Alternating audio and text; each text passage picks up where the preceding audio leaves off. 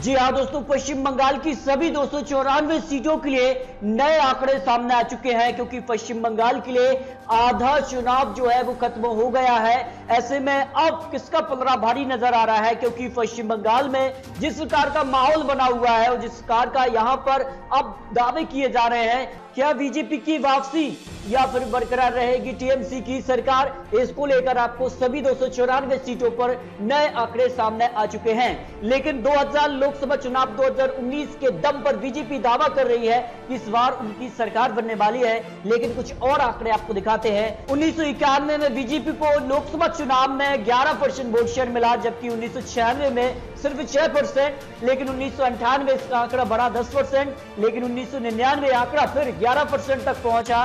लेकिन 2004, 2009 और 2014 में ये 17%। लेकिन 2019 में जबरदस्त इजाफा हुआ था, 40% वोट शेयर लगभग बीजेपी को 2019 चुनाव में मिला। और इसी दम पर बीजेपी दावा कर रही है कि इस बार उनको करीब 45% वोट शेयर बंगाल चुनाव में मिलने वाला है। इसको लेकर आपको कुछ महत्वपूर्ण आंकड़े दिखाने वाले हैं। जहां बीजेपी टीएमसी को टक्कर दी थी लोकसभा चुनाव दौरान, यहां पर बात करें तो बीजेपी को यहां पर जबरदस्त इजाफा हुआ था। इसके आंकड़े क्या कहते हैं, क्योंकि 2016 में एक तरफा तृणमूल कांग्रेस को 211 सीटों पर जीत मिली थी, वहीं बीजेपी को सिर्फ 3 सीटों पर। लेकिन लोकसभा चुनाव और जिस प्रकार का माहौल बीजेपी ने बंगाल के लिए बनाया है, उससे साफ अंदाजा लगाया जा सकता है कि इस बार कुछ बड़ा होने वाला है। अब क्या होगा, इसको लेकर सारे आंकड़े आपको देंगे, सभी 294 सीटों पर आंकड़े। आखिर में आपको महत्वपूर्ण सर्वे के आंकड़े, किसकी बनेगी सरकार, कितनी सीटें किसके पक्ष में जा सकती हैं, इसके लिए आपको आंकड़े। सबसे पहले बात करते हैं बांकुरा की 12 विधानसभा सीटों पर जो आंकड़े यहां पर बन सकते हैं। बीजेपी को 7 विधानसभा सीटों पर जीत मिल सकती है, टीएमसी को 2 और 1 सीपीआई और 2 कांग्रेस गठबंधन के खाते में जाने की संभावना लगाई जा रही है। जबकि उत्तर दिनाजपुर की 9 विधानसभा सीटों पर यहां पर बात करें तो बीजेपी को करीब 5 विधानसभा सीटों पर जीत मिलने का अनुमान है, जबकि टीएमसी को 3 और यहां पर 1 सीपीआई गठबंधन के खाते में जाने की संभावना यहां पर दिखाई दे रही है। कुंज बिहार जो कि 9 विधानसभा सीटें यहां से आती हैं, और यहां के आंकड़ों की बात करें तो बीजेपी के खाते में 3 विधानसभा सीटों पर जीत मिलने का अनुमान है, जबकि टीएमसी को 5 विधानसभा सीटों पर जीत मिलने का अनुमान है। जिस प्रकार का माहौल बना हुआ बंगाल के लिए, करीब 4 चरणों का मतदान समाप्त हो चुका है। ऐसे में अब कहीं ना कहीं आधा चुनाव इसे माना जा रहा है। ऐसे में किसका पलड़ा भारी नजर आ रहा है, क्योंकि बीजेपी और यहां पर कह सकते हैं कि नरेंद्र मोदी जी और अमित शाह ने ऐलान कर दिया है कि बीजेपी 100 आंकड़ा पार कर चुकी है। ऐसे में क्या आंकड़े बन सकते हैं, करीब कोलकाता की 11 विधानसभा सीटों पर आंकड़े हैं कि बीजेपी को 5, 6 पर टीएमसी को यहां पर जीत मिलने का अनुमान लगाया जा रहा है। दार्जिलिंग की 6 विधानसभा सीटों में से बीजेपी को 4, जबकि टीएमसी को 2 सीटों पर जीत मिलने का अनुमान लगाया जा रहा है। और यहां पर बात करें तो नादिया की 17 विधानसभा सीटों के लिए 8 विधानसभा सीटों पर बीजेपी को जीत मिलने का अनुमान है, जबकि 7 विधानसभा सीटों पर टीएमसी और 1 गठबंधन के खाते में जाने की संभावना लगाई जा रही है।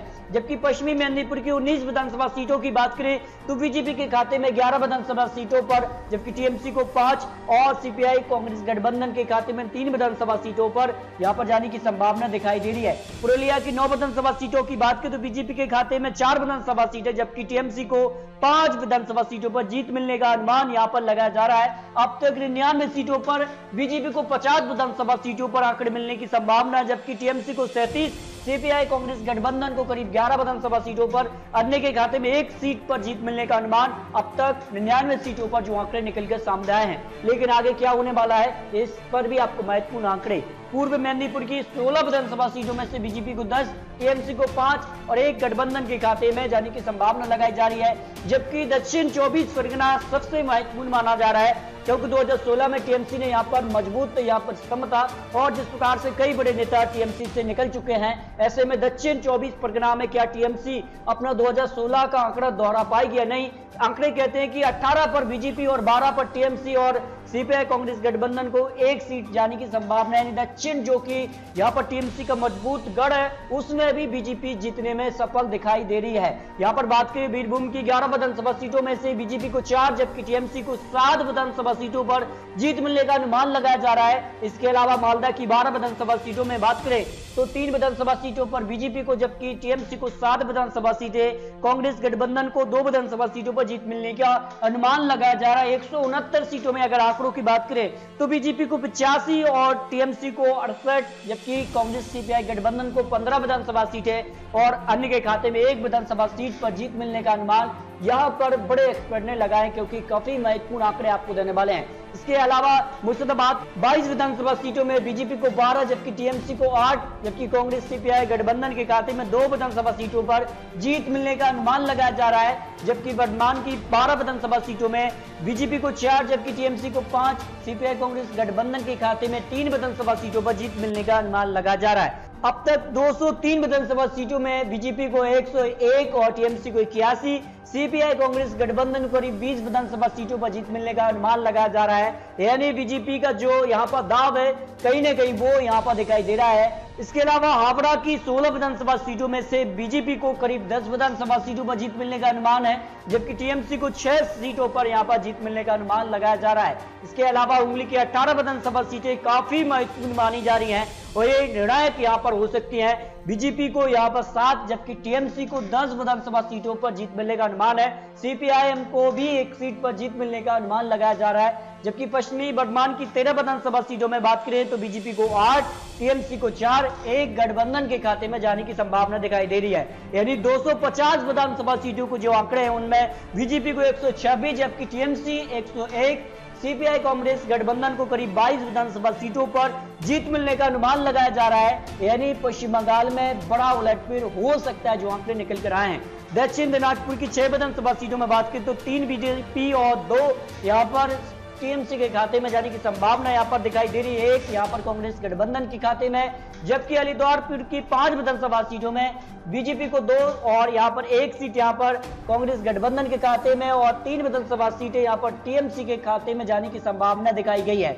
अब देखिए सबसे महत्वपूर्ण माना जा रहा है उत्तर 24 परगना, जो कि काफी महत्वपूर्ण है, जिस काट से यहां पर 2016 में टीएमसी को यहां पर नुकसान हुआ था और यहां पर बात करें तो काफी कुछ यहां पर टीएमसी को यहां पर कम सीटें मिली 2016 के अंदर। लेकिन यहां पर बीजेपी ने दावा कर दिया कि इस बार बीजेपी कुछ बड़ा करने वाली है। क्लीन स्वीप का यहां पर आंकड़ा लेकर बीजेपी चल रही है। उत्तर 24 परगना की 33 विधानसभा सीटें आती हैं, वो ये तय करेंगी बंगाल में आखिर किसका मुख्यमंत्री बनने वाला है। आंकड़े कहते हैं कि बीजेपी को 21 विधानसभा सीटों पर जीत मिलने का अनुमान है, जबकि टीएमसी को 9 विधानसभा सीटें और सीपीआई कांग्रेस गठबंधन के खाते में करीब 2 विधानसभा सीटों पर जीत मिलने का अनुमान लगाया जा रहा है। और ऐसे में अगर सारे आंकड़ों की बात करें तो इसमें बीजेपी को 153 विधानसभा सीटों पर जीत मिलने का अनुमान एक्सपर्ट ने लगाया। जो बड़े एक्सपर्ट है उन्होंने 294 सीटों पर नए आंकड़े दिए हैं, जिसमें बीजेपी को 153 सीटों पर जीत मिलने का अनुमान है, जबकि टीएमसी को करीब 112 विधानसभा सीटों पर जीत मिलने का अनुमान लगाया जा रहा है। क्योंकि पश्चिम बंगाल की जनता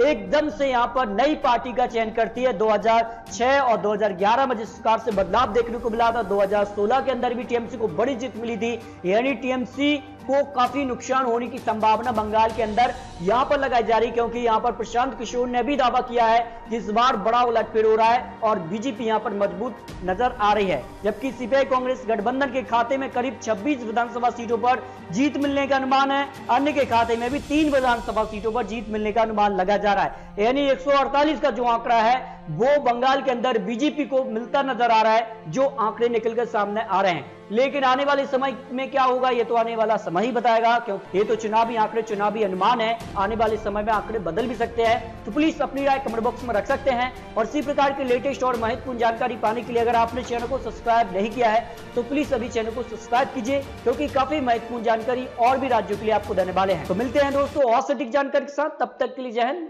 जय भारत।